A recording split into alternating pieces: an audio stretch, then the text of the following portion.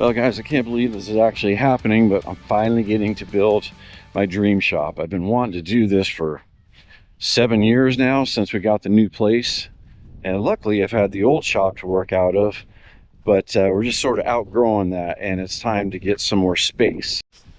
Now the old shop here has been great. It's got a usable space of about 30 by 30. But as you can see here in just a second, I've just outgrown the shop. I've got too much stuff in here, and it's very difficult to do any real work in here. The only thing that I've got inside that I'm working on right now is this Willys pickup bed. But other than that, there's not really any room to work. I'm going big on this one. We're going 50 by 80 by 16. You can see they've got the footings all framed and ready to go. There's still a little bit more work to do with the slab itself before they pour the concrete.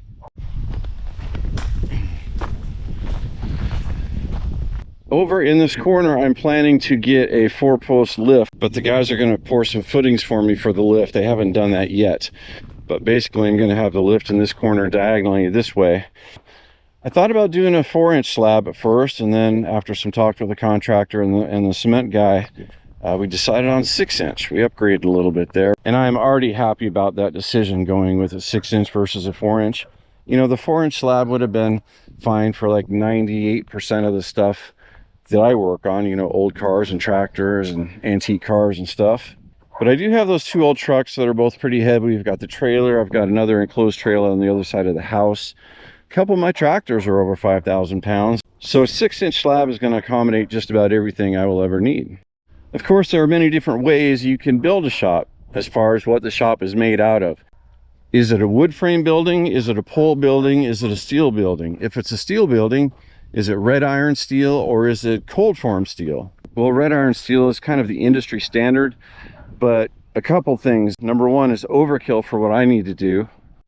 Number 2 is expensive. Number 3, it's heavy. Number 4, it takes a long time to manufacture it. Number 5, it takes a while to put it together because there's a lot of welding involved. Well, if you've never heard of cold form steel before, I hadn't up until this point. Well, it's just a lighter gauge of steel. It's cheaper than red iron steel, but it's still plenty strong. It's light to work with. They don't have to necessarily get cranes in here to lift things up because they don't weigh a ton, right? The pieces of the cold form steel, each piece is lighter, so one guy or a couple guys can move them around. You still might need a scissor lift to get up to the height areas just for the height, but they don't weigh that much. And you don't have to weld the things together. It's mostly nut and bolt. I'm not planning on putting a loft in here or a mezzanine or anything up high that would rely on the sidewalls for structure and strength. So again, I don't really need all that strength of a red iron steel. I think the cold form steel is going to be just fine. We're going to have 2 big garage doors here on the front face. They're going to be 12 feet wide and 14 feet tall. They're going to be electric roll-up garage doors. There's going to be 2 man doors, one in the back right corner on this face and one on the front left corner on the side face. I wanted the man doors on opposite sides of the shop so I could crack them open and get a draft moving through the shop. Now the concrete slab itself, like I said, we upgraded to 6-inch, and it's going to be reinforced with fiber. I don't know how they do that, if it's something that they put right in the mix of the concrete or if it's fibrous material that they lay out on the ground or something before they pour the concrete over it. I don't know. I'll be curious to see. Because this building is going to have steel panels and a steel roof, we have to consider condensation. But I don't know if it's a new thing or not, but this company that's making my building includes a thin layer of insulation on the walls all the way around, all the way up to the ceiling. I think the ceiling has it as well. The insulation is not so much to insulate the building, it's simply there to prevent condensation. This building is not going to be plumbed, just for the simple fact that I can't afford it, but we are going to have running water here in the form of a sink, and it's simply going to be coming from the house over there via hose. I have a hose already buried all the way from the house over there, around those planter boxes, underneath the grass, and over here somewhere, because I was growing hops here. I had my own hops set up when I used to brew my own beer. So I took the hop stand down to make room for the shop. I'm not brewing beer anymore anyway. So I'm just going to hook up a hose to a sink, and then the drain will be just outside onto the rocks. This is also too big of a building for me to heat and cool. I just can't afford that much HVAC apparatus and systems going through such a large building, and it just is not practical. Honestly, I'm not worried about that because I've worked out of that little shop, you know, in the middle of summer, in the middle of winter, and I get by. It's okay. And unfortunately, I'm not going to be able to afford electricity right off the bat. I'm going to get a couple of bids and just to see how much it costs. Maybe I'll consider doing that myself in the future. But the guys were nice enough to run me a rebar into the ground for a future ground if I ever want to hook up electricity. And because I'm not going to have electricity in here right away, I'm not going to have any lights either.